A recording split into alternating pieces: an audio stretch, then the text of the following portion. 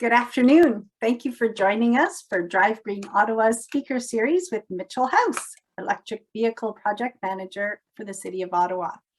For those of you that don't know us, EnviroCentre is a nonprofit environmental organization based here in Ottawa. Our core mission supports sustainable lifestyles, which means that we encourage people to take action on climate in their own lives, in their homes, their workplaces and businesses, their communities, and right here in our city. Our work focuses on 4 key areas: green homes, green transportation, green business, and green lifestyle.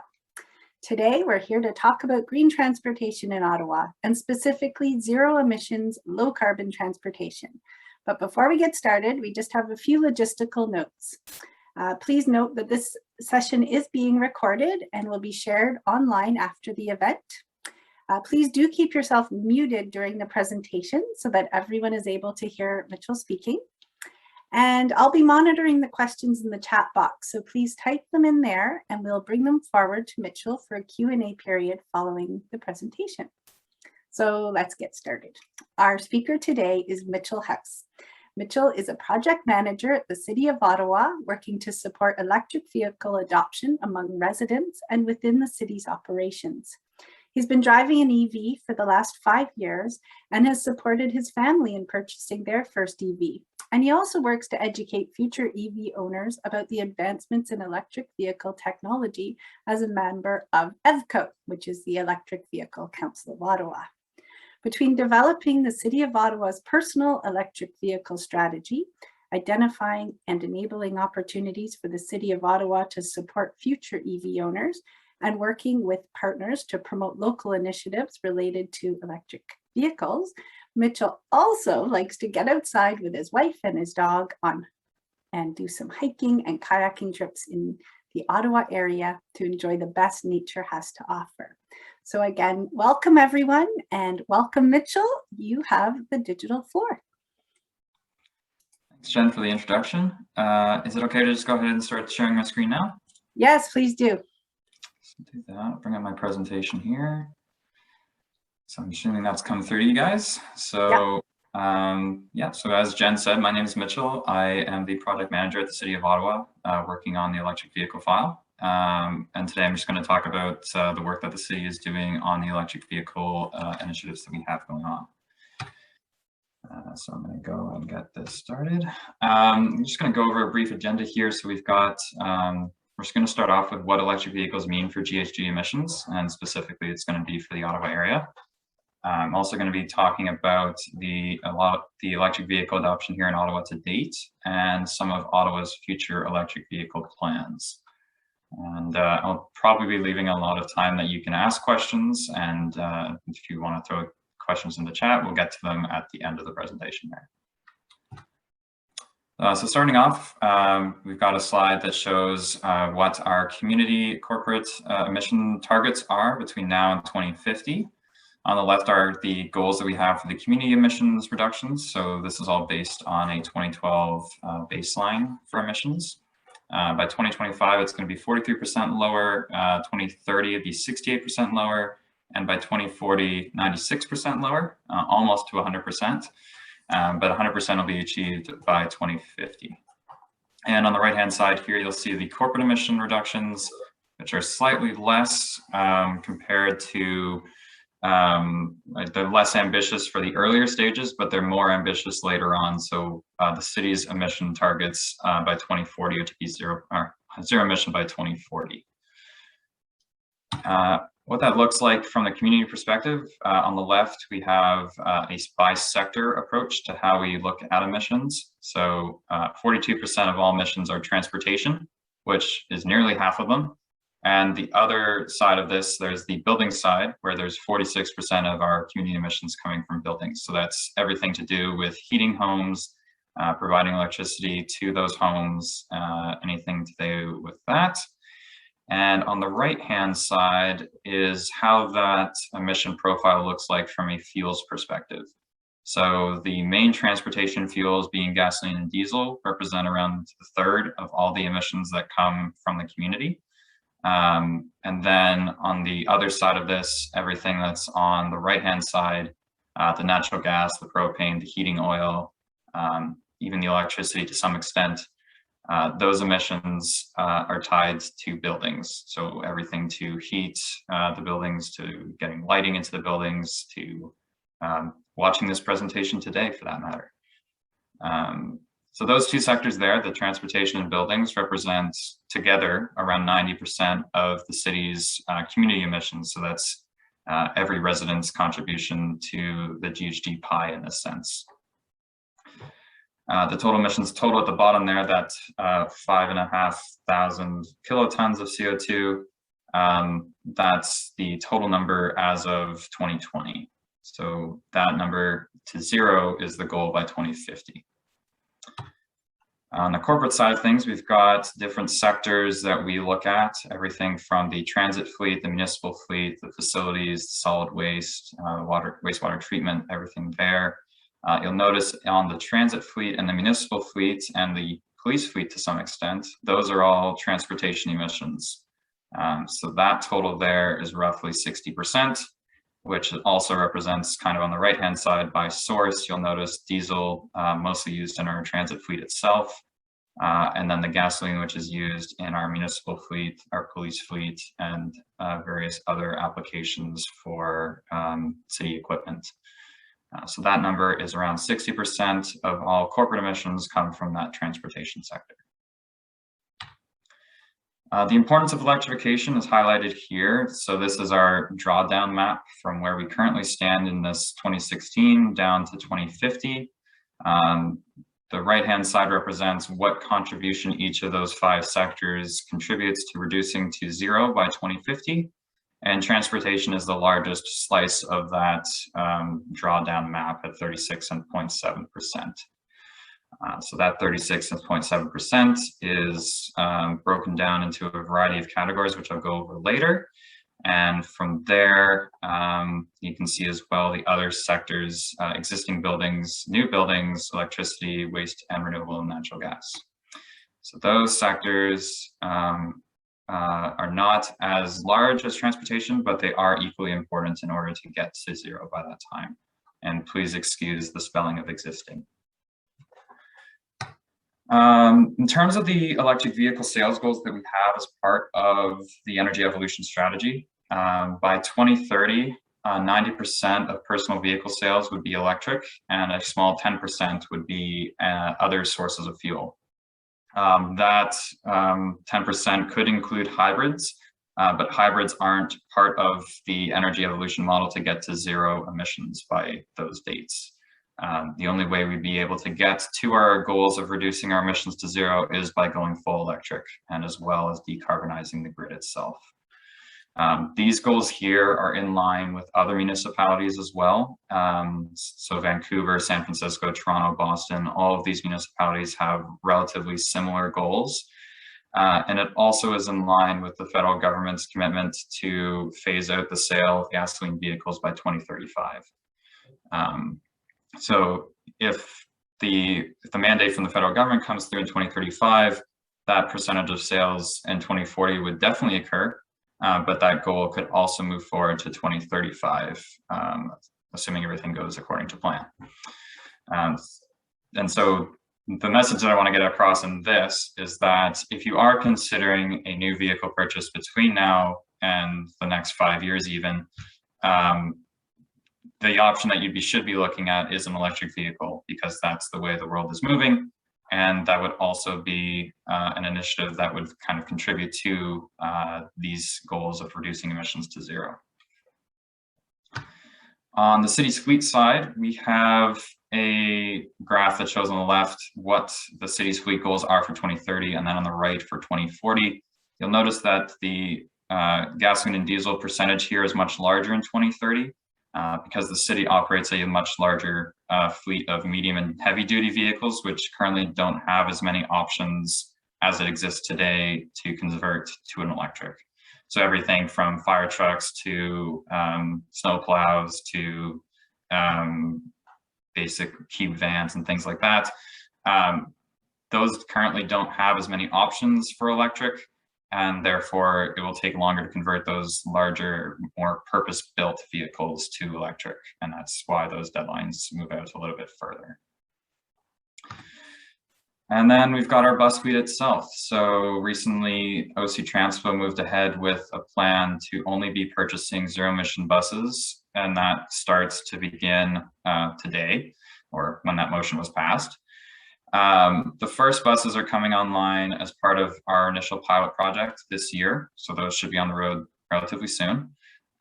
But then we've also got plans to have 450 electric buses by 2027, which you can kind of see the scale of that in this graph here. In 2027, where the orange is, that's kind of the crossover point between where we have more electric buses than we have diesel buses. And the plan is to be a zero-emission bus fleet by 2036. And so even though it's electric buses from now until 2027, that still leaves open opportunities to explore other vehicle technologies that could still provide zero emissions in the bus fleet between now and 2036. And as part of our energy evolution strategy, we've also identified top 5 actions to reduce GHG emissions, and electric vehicles represent 2 of those top 5. So the number 1 thing that anyone can do, or that the city can do, or residents should do, is to electrify their personal vehicles. That represents, I believe, 29% of what the emission reductions can be. And then you'll see as well retrofitting existing residential buildings, diverting organics and creating renewable natural gas, retrofitting existing commercial buildings, but also transitioning commercial fleets to zero emissions as well. So both numbers 1 and number 5 are part of the electric vehicle world in terms of what needs to be done to get to zero emissions. And those are those represent 2 of the top 5 that the city will do to achieve its GHG reduction targets.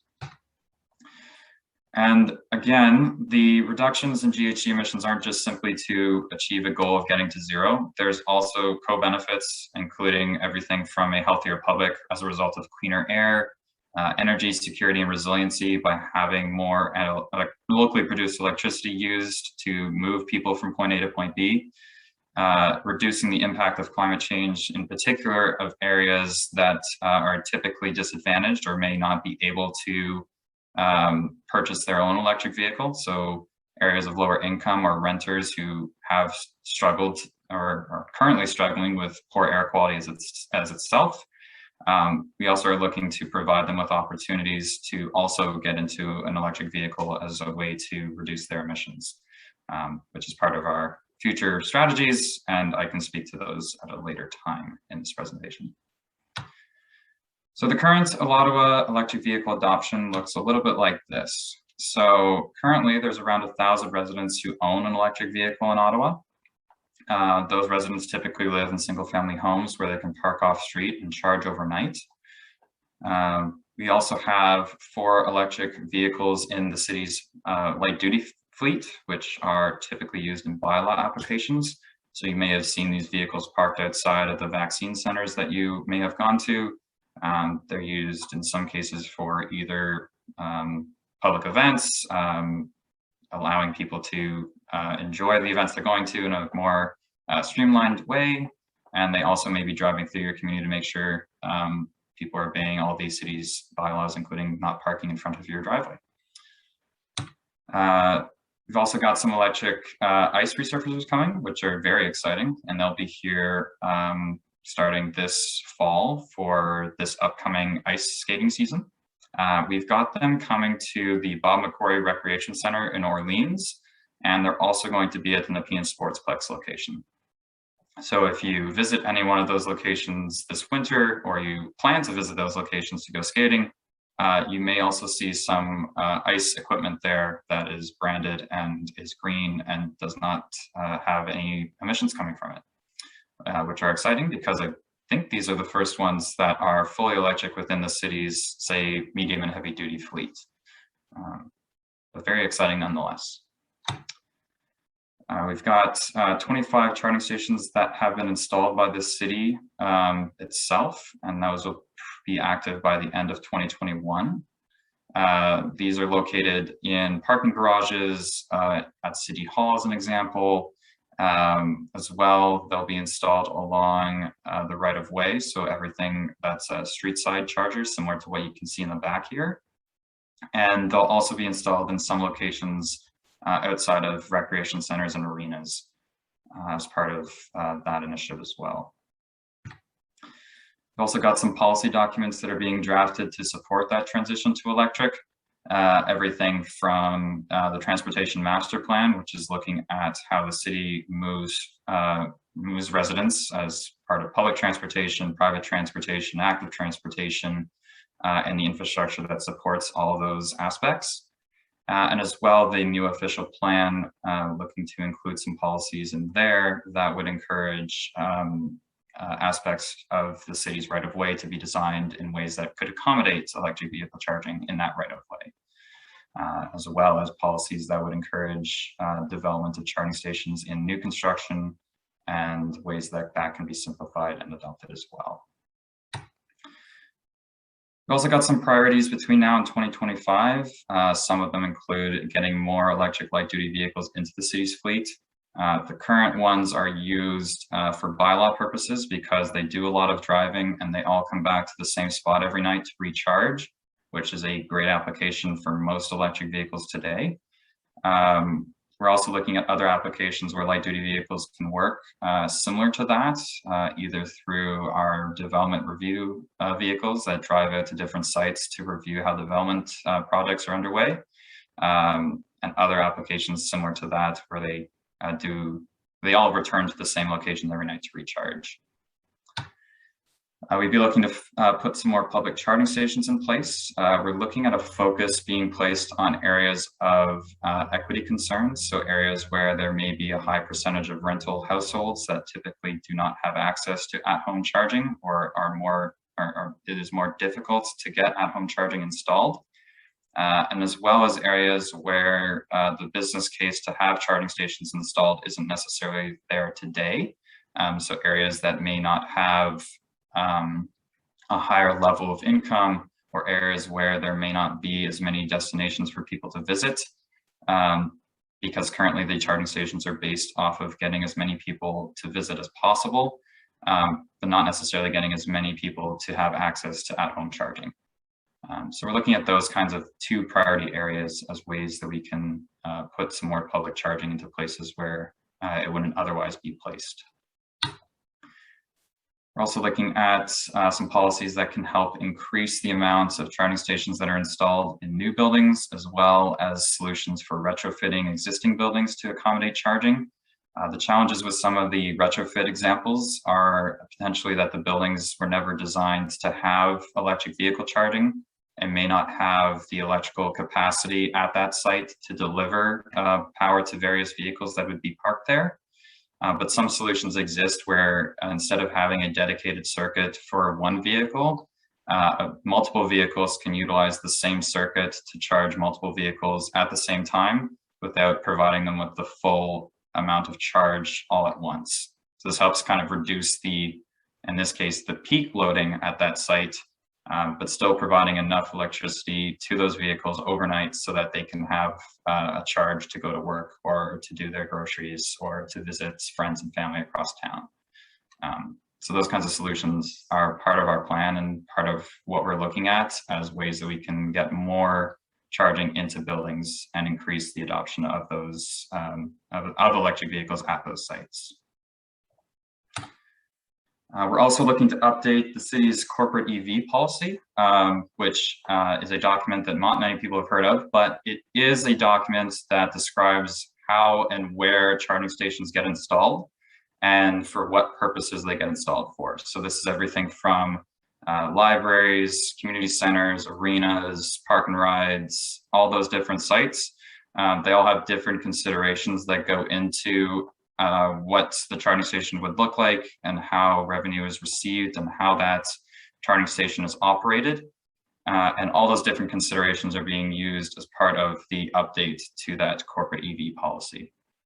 We're also working on a personal electric vehicle strategy, which is designed to help encourage people to get, or encourage people not only who have an electric vehicle to, or it's not encouraging you to do anything, you already have one, but also kind of expanding the utilization of your vehicle so that you can visit more things, as well as providing people who may not have an electric vehicle a greater level of certainty that there will be charging infrastructure, or that the vehicle is capable of doing things that you're traditionally used to for that vehicle.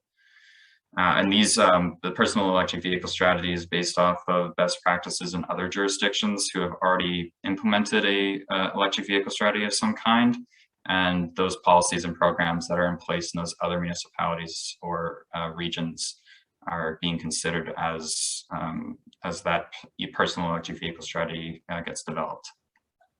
And then on that other part of the top 5, the commercial vehicle electrification strategy there is trying to identify ways that we can encourage commercial fleets, which typically drive more in their vehicles than a personal vehicle, to transition to electric as well. And those kinds of policies and programs that exist in other municipalities are also being used to inform the commercial vehicle electrification strategy. And so this is just my final wrap up here about other ways that you can learn about what is going on in the space of electric vehicles and electrification as a whole. So we have a climate change newsletter, which goes out every month, and it updates people about what the city is doing related to climate change mitigation and adaptation. So climate change mitigation is everything to reduce GHG emissions, and adaptation is everything to do about adapting to a changing climate. So in events where we have more rainfall, milder winters, hotter summers, all those kinds of things, what's being done to address that aspect of climate change. It includes ways in that newsletter for you to get involved, to come see us at events, and opportunities for you to engage on issues related to climate change. So anything from surveys to participating in studies around where charging stations could go, for an example. Those kinds of things would be in that climate change newsletter. If you're curious about anything to do with our climate change website, that's the most current and active information on there that you can check out, which is ottawa.ca/climate change. And you can also sign up for our newsletter on that site as well. It brings you to our main corporate newsletter sign up page. It's all alphabetized, so you can just select the climate change option within an alphabetical list to sign up for the climate change newsletter there. And I believe that is everything that I had for you today. As I said, I tried to leave plenty of time here for you to have questions answered. So if you have any questions, I see there's a couple that have come through, I guess, in the chat. We can start with some of those, and maybe I can answer those questions you have. Sure. So I think I'm going to ask these really in the order they appear, just so we don't miss any. Sure. That was great. Thank you, Mitchell. That's a lot of information in a short amount of time, because I know there's a lot happening, and it's a pretty quick timeline, really. You know, if we're talking 2030 for a fairly significant change, that happens faster than we all think it does, you know, like think how fast the last couple of years has gone. It's quick. So the first question is our electricity grid ready for all the new electric vehicles, like with extra charging capacity that will be added? So what are some of the strategies you have? And I know you're working with Hydro Ottawa and things on this, but what are some of the strategies you're doing to ensure that we have the electricity grid to support this huge shift in transportation? Sure. So I can start with what the city is doing for our bus fleet. So that's probably the largest electrification plan that I could speak to. The center that's there, the current depot, is being retrofitted to have electric vehicle charging for their buses, which are much higher capacity than personal electric vehicles are. And they're working with Hydro Ottawa to ensure that the distribution lines to that site, everything from the transformers, the wires, the overheads, everything else, are able to accommodate that.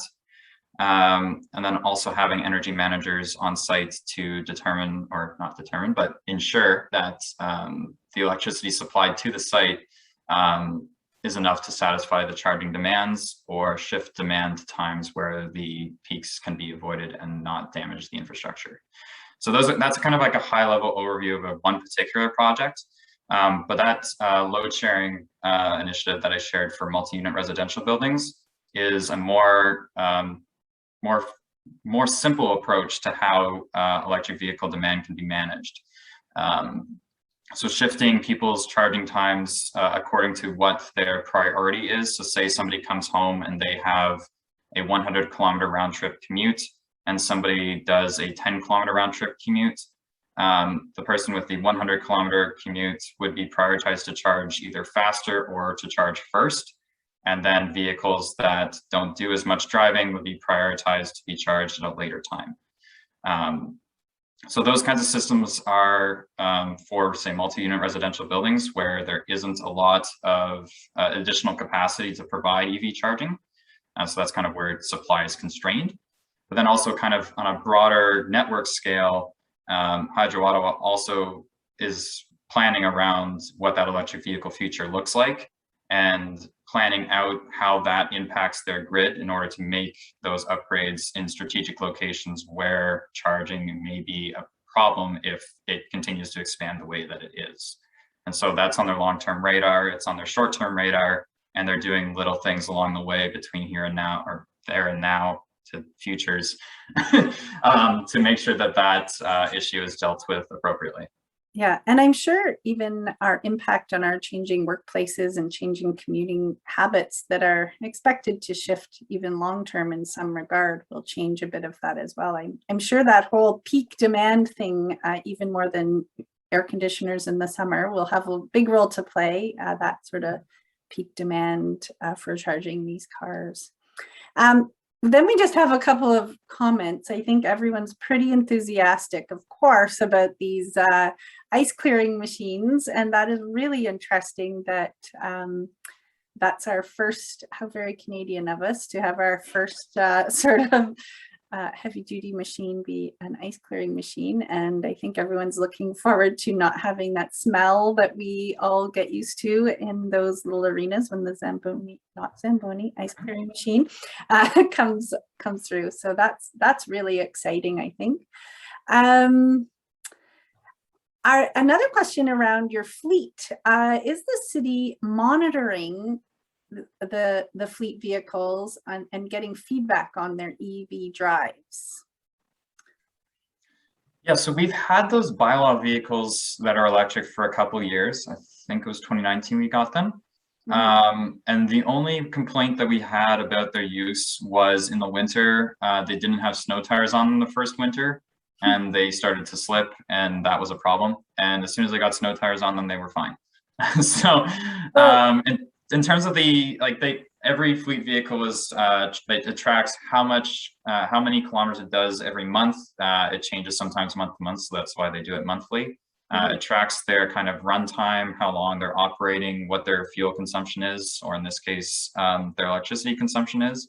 And then it kind of works out, does it make sense for this vehicle to be upgraded to be either a hybrid vehicle or a fully electric vehicle? And that's based on either two things. One is if there is an electric vehicle option available to them to upgrade, is that option kind of suitable to their use case?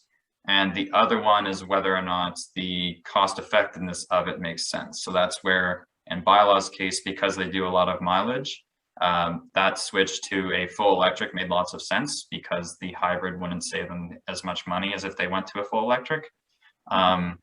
And so that's kind of where the early initiative started. But then in terms of monitoring them on an ongoing basis, they're still being monitored to make sure that they're not being asked to do 500-kilometer trips because the range on them is only 400, and most don't do 400 kilometers in a day. So they're still getting pretty good utilization out of them, but they're not making it so that there's an unlikely event where they'll just stop operating in the middle of their day. So they all come back to the same spot, they all charge overnight, and they're ready to go the next day, and there haven't been any issues with them being towed around because they've stopped operating in the middle of their day. So I'm going to throw in my own question here. So how many fleet small light duty vehicles, such as a Bylaw car, does the city have in total? So I know 4 vehicles is sort of a drop in the bucket of your whole fleet, and obviously this is you know, a bit of a pilot. You're getting your feedback, you're seeing if this is going to work out. It kind of has to work out, right? But how many vehicles do you actually have to contend with here overall to meet your goals? So there's two different sides. I mean, there's that medium and heavy duty side where there's a lot more vehicles that are, they have longer lifetimes for them. They get replaced every 12 to 15 years, I believe.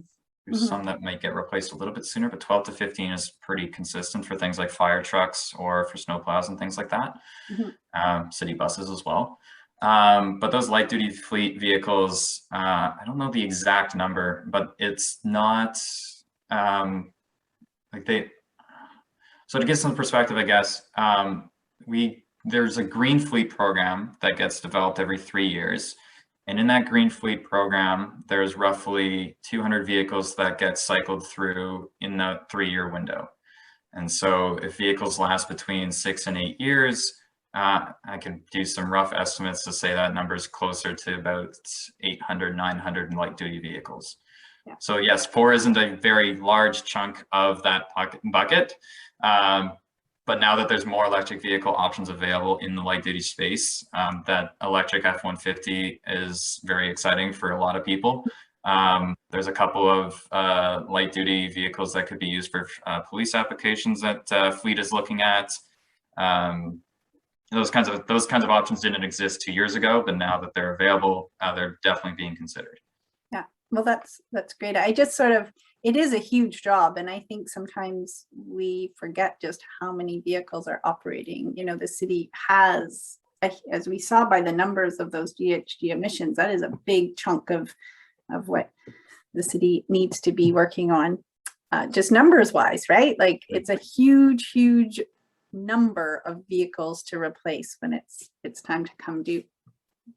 You're working within a short timeline. So anyway, let's go back to our participant questions, because I could ask you questions all day, as you know. So are there any provincial incentives in addition to the federal incentive that would incite people to purchase EV vehicles, making it more affordable if we are to reach 100% electrification by 2040? So are there any provincial incentives that you know about? I don't know of any currently, but maybe you know of some, or something coming down the pipes at all? So speaking from a provincial perspective, there's no Ontario government specific program that exists. If you are a Gatineau resident, there is a provincial incentive in Quebec, which a lot of people are aware of. But the other thing I'd like to remind, there's other incentives that are available for a different variety of different vehicles. So if you were looking at a used vehicle, or if you only have purchased used vehicles, there are used electric vehicles as well. And those used electric vehicles also can qualify for a used electric vehicle incentive from Plug and Drive, which is an organization that works to promote electric vehicles and the options available to different residents in different regions of the country. I believe the way it works is you can attend a 1-hour session on kind of what used electric vehicles are available and what technology is available in that space. And then they'll offer you a $1,000 rebate on a used vehicle just for attending that webinar. And then if you also trade in a older gasoline powered vehicle, you also get another $1,000 off the purchase price of that used vehicle. So that's like a space in there around the used vehicles, and that's kind of the only program that I think is an incentive program that I can think of beyond the federal $5,000 rebate that applies. But the other thing to keep in mind as well is, as the technology improves, there's lots of people that are in way higher positions than I am doing market research around what electric vehicle options are going to be out there in a couple of years. And they're saying anywhere between 2023 and 2024, possibly even 2022, is where that crossover point where an electric vehicle is going to be cheaper than a gasoline vehicle at the purchase price of that vehicle. And there's a whole set of vehicles available today that are actually cheaper than what the average purchase price is of a gasoline vehicle in Canada, which I believe is around $44,000 at a new price. And so there's a whole host of vehicles that start at a price that's lower than that and also qualify for a $5,000 rebate. So they become even cheaper.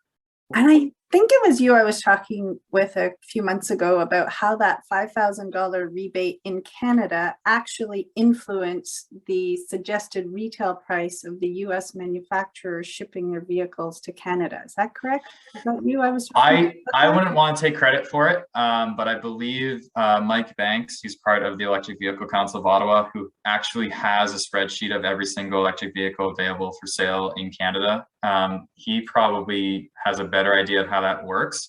But a lot of vehicles that are arriving in Canada are being priced so that they qualify for that $5,000 rebate. So there's a new Volkswagen SUV that's available, and it's priced at $44,995, which means that it qualifies for that $5,000 rebate, because if it was $6 more, it would not. So they are paying attention. they are paying attention, and they are kind of providing vehicles at a competitive price, and it is in line with what the average sale price is of a gasoline vehicle nowadays anyways. Oh, thank you. I just find that so fascinating. I love when Canada influences the United States corporations. Anyways, same kind of idea, but really talking about multi-unit residential building to add in EV charging stations to retrofit and add. Is there any city incentives, financial incentives for that, or other incentives that you can share that you know about? Those kinds of policies are part of my review for the personal electric vehicle strategy. So I don't have a specific answer for it yet. So currently there is no incentive available. But there are services available that will allow you to determine what it would cost you to put in electric vehicle charging at your multi-unit residential building. So those kinds of solutions are more prominent in BC. There's a lot of already case studies of implementations in condos in BC. And if you go with a load sharing approach and you spread it out over multiple spaces all at the same time instead of a piecemeal approach, the costs of doing that are under $1,000 per parking space, and in some cases can get even lower than that, which is in line with what it costs you to put in a charging station at a private home. So in my case, it was around, it's probably around $1,000, $1,200 is what I paid to get mine installed with a charger.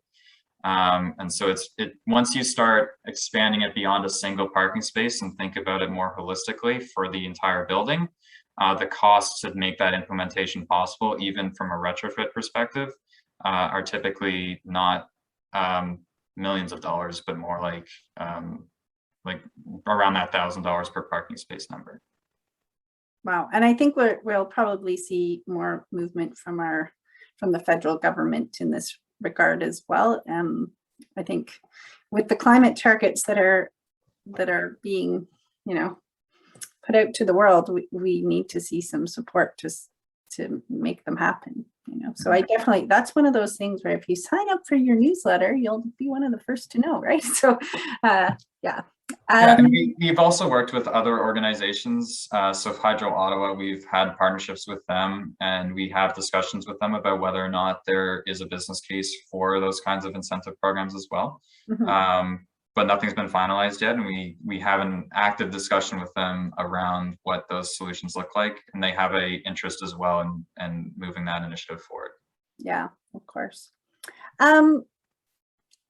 Hydro Ottawa actually has a question for the public floor here. Is any proactivity to get local commercial fleets converted? So what is the city doing to sort of push those manufacturers or push the suppliers to start making these probably commercial fleets more of a viable true option for us to meet those targets? I'd say we're not pushing manufacturers to do things for us, but what we are doing is, as part of our kind of we've laid out our targets. These are the ways we want to move forward. We have plans to move on electric vehicles in our corporate fleet, and we're looking to identify manufacturers where those vehicles are available and kind of leading by example and making those electric vehicle options part of our fleet to start.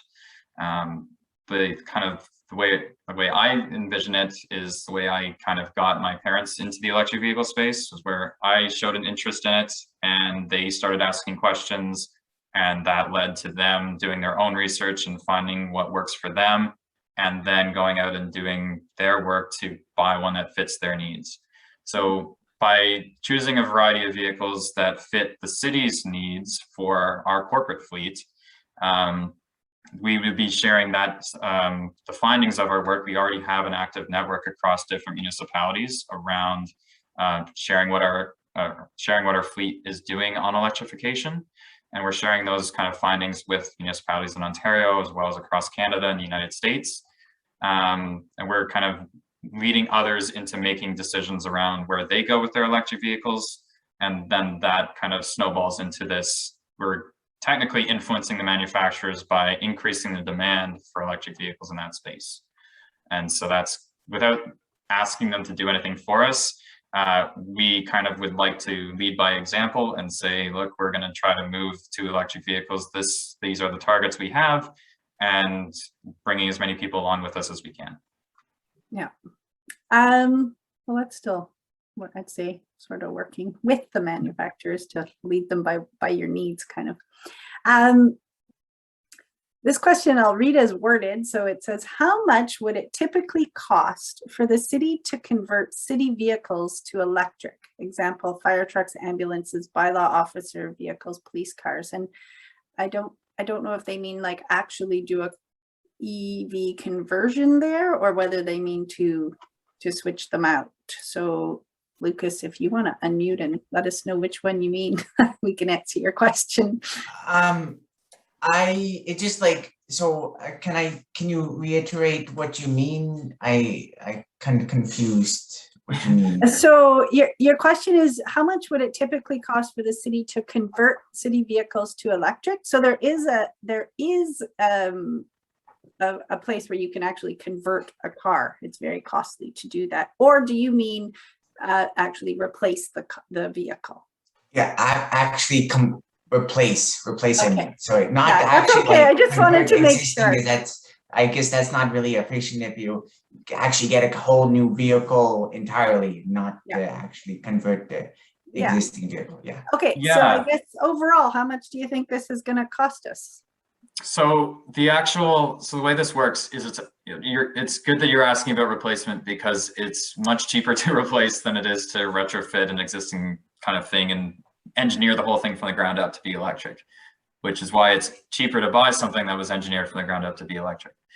In terms of like the actual specifics, there's not a lot of numbers that I can work with on like those. Like there's very few electric fire trucks on the market, and the ones that are on the market are expensive, which is kind of normal for technologies that aren't kind of mainstream yet. But because there's certain vehicles that are in greater demand, so like in Europe, there's a large demand for electric ambulances and fire trucks. In that sense, they're also much smaller. That works in their favor.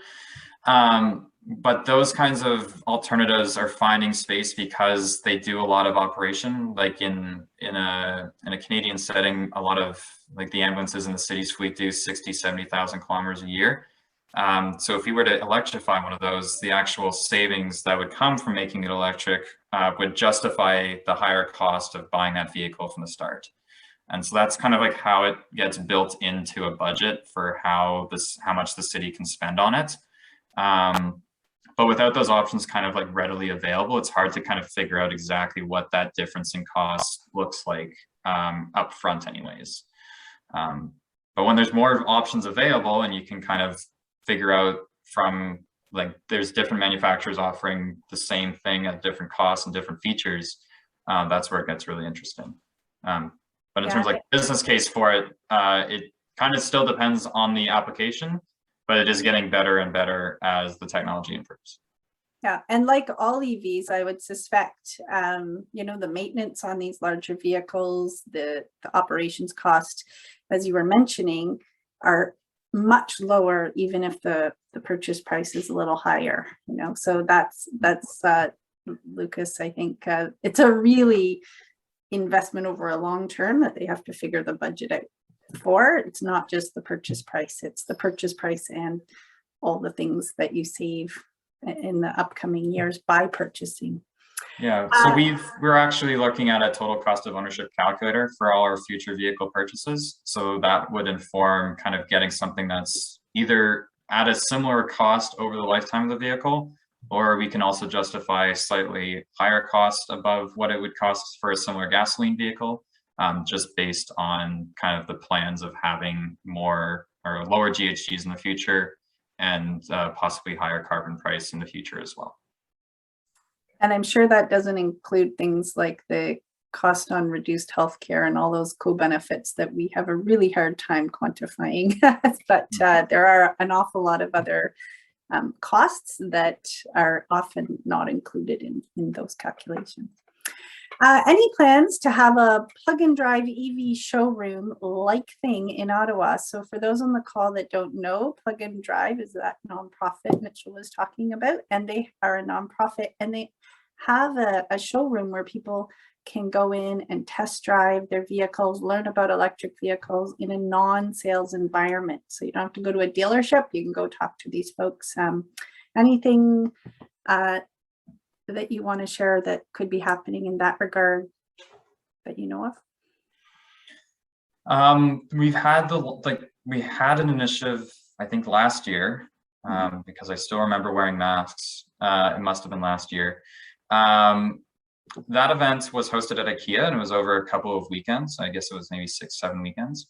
And that's where Plug and Drive brought a couple vehicles to Ottawa and also hosted a little bit of it was technically a box on wheels that opened up and gave you all the information. So that was last year. We don't have any plans for it this year. Plug and Drive decided to focus this year in and around the Toronto area. So there wasn't anything in line for this year. But at the upcoming, so this is plugging another event that's actually happening, at the upcoming sustainability showcase, which is actually this Saturday. If you're free this Saturday and you have these kinds of questions, or if you're looking for what electric vehicles look like, they are hosting a session there where there's going to be electric vehicles, an electric school bus, electric vehicle test drives. There's going to be some electric Harley Davidsons there. Some different manufacturers and dealerships are going to be there. And they'll be also talking about all the different options in the electric vehicle space. And you can talk to actual owners of EVs there, which is almost as good as driving them, but you can also drive them as well at that space too. Yeah, and those are all volunteers from EVCO that go and volunteer their time to talk to people. And I think, Mitchell, you're actually a member of EVCO as well, yeah? Yeah. They're really amazing. We just last Sunday did a pop-up expo in 4 locations across the city where we had about 18 vehicles in parking lots where people could come and chat with us. But that experience where you're learning from the people who drive them every day is worth a lot, you know? Yeah. Will there be any on-street charging or outside home units be able to be used in the winter if it's between -20 to -30 degrees Celsius? So that's a very Ottawa question. So these public charging stations, do they work in the extreme cold? So we do have some, so already out there. How do they fare in the winter time? Yeah, so I can give 3 different things. One, the charging station that I have at my house is outside and my vehicle doesn't have a garage, so it is also outside and it charges great all winter long. So that's point number 1. Point number 2, Montreal has I want to say 100 of these already, and they are installed pretty much in the exact same way that ours are going to be installed on the side of the road in the sidewalk space. They have expanded. Sorry about that. No worries. They have expanded their use. They originally started with around 10 or 12, and they went to 50. Now they're at 100, and they want to expand to somewhere around 1,000 by 2025. So those ones that operate outside on the side of the road, those ones are doing great in Montreal, and I would imagine they would do just as well here, if you're talking about it from if they're cold or not. And then They're the country with the leading electric vehicle adoption is Norway, which operates like they're almost at 100% electric vehicle sales at this point. And they have people that drive from the southern tip of Norway to the Arctic Circle and back in the middle of winter and still utilize the charging infrastructure along the route. So yeah, electric vehicle technology and electric vehicle charging are designed for all weathers, all conditions. You don't have to worry if it gets wet, it's waterproof, it's great. Yeah, it works out really well. That's cool. That's neat. It's good to know. It's kind of important in our town, you know. Will all the city's on-street EV chargers be level 2 chargers? The ones that are being installed on the right of way, those ones are going to be level 2 chargers. So those ones take around, like if you were to charge from 50% battery to full, depending on which vehicle you have and everything else, they're mostly designed for visitors to spaces. So some of the ones that are being placed are going to be in business areas where people are visiting to either go to a restaurant or to go visit an attraction in the space. But there's going to be others that are installed within kind of like a residential setting. And those ones, if you're looking to charge overnight, should be able to charge your vehicle, no problem. So there's 2 different sets of them. They're going to be installed in 2 different locations generally. And then we're just going to be evaluating the usage of the stations to determine whether or not there's conditions that make the chargers more useful to residents, or they're more heavily used because of certain conditions and things like that. And that'll inform kind of where the next sets of the charging stations should go. And I did see on your website that you have this great map that shows what public city chargers already exist, what ones are coming, and that's really helpful. And that actually tells you what kind of charger it is, I think, in each. Yeah, it'll give you a description of where this charger is, how fast it charges at, whether it's existing, planned, or kind of, or if it's a city-owned charger or not, and then whether or not it's a fast charger. So those would be the ones that you'd use if you were to go. Mostly they're used if you're traveling farther distances out of town, so say to Montreal, or to Cornwall or Kingston or things like that. And those chargers are also installed across the city and also exist in our map that you can look at. Great. Maybe you have an answer to this, maybe you don't, but I'm going to throw it at you anyway. What sort of electric options are being considered by the police? Are we there yet? Are they looking at them? Have they got a few favorites they're considering? So you're going to have the Tesla police force? I think that's what they really mean. That's fine. So there's a couple of different options in police. So police forces in the United States have a little bit more liberty in what they can purchase for their fleets. So some of them have Tesla police vehicles, and those are great. Ford is the largest manufacturer of police vehicles in North America. And they recently had their Mach-E, which is a sort of electric crossover SUV thing. That ran through the Michigan police trials and was approved for police use out of that. And so there's an intention or a potential for that vehicle to meet or to get into fleet use and police fleets across North America. But then also Ford itself is looking to create an electric Ford Explorer, which is the current model that's being used for a lot of police fleets, especially the ones here in Ottawa. So when that electric Explorer comes to market and it gets the police treatment to that as well, that would be probably the one that I would see them going with. But there are now also police certified electric vehicles like that Mach-E, which is kind of on the radar for a couple of municipalities. I liked your on the radar joke there. I wrote it out. I'm like, that's a great plan. We're going to use that. Yeah, very good.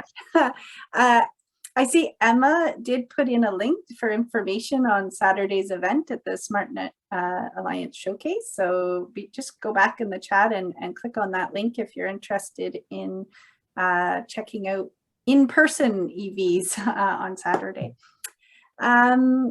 And we only have 4 minutes left, so this might be our final question.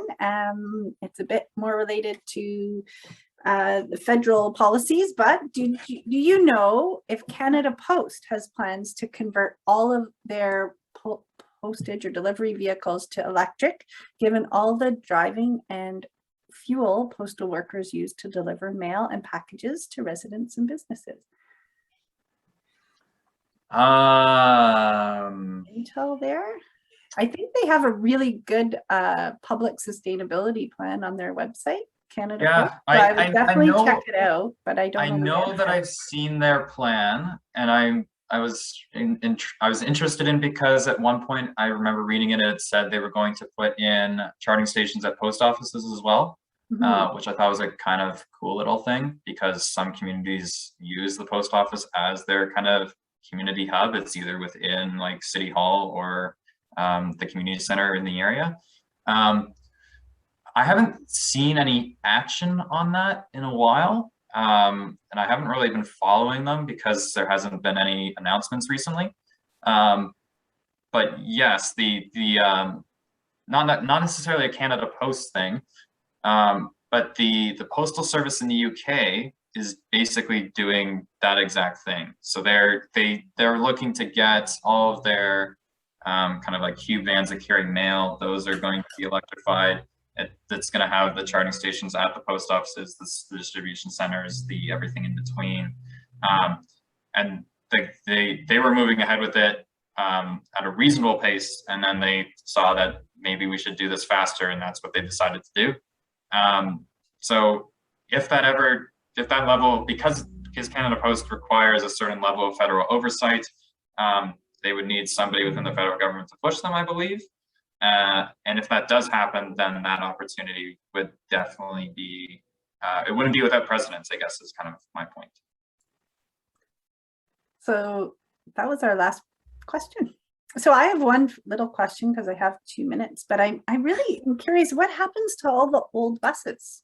So when we replace all those buses and we get all this beautiful fleet of e-buses, do the old gas or diesel buses get sent somewhere else, or do they get taken apart and recycled? That's my EnviroCentre question, to know if we're just shuffling recycling hack down going the road. Yeah, I'm pretty sure we don't ship them off to another use case. Like, I'm pretty sure they just get recycled at the end of life. They're doing like 70,000 kilometers a year, so they pretty much get their utilization out of them at that point. Plus they drive through winter and they deal with all that kind of stuff too. I'm pretty sure they take the components and they recycle them. Steel is basically 100% recyclable, and a lot of the composites that go into that are also recyclable as well. So most products nowadays are pretty recyclable if you are able to dispose of them properly. And because there's a lot of material on the buses, they do their best to make sure that that's all recycled properly as well. Well, then that's a super extra good news story. So thanks for leaving us on a really positive note. Thanks again for your time, Mitchell. It's been great chatting with you today. And I really appreciate all this vast amount of information you shared with what the city's up to. And I'm looking forward to 2030 and seeing what the streets of Ottawa look like in a few years. So thanks again for your time. No problem. Thank you for having me.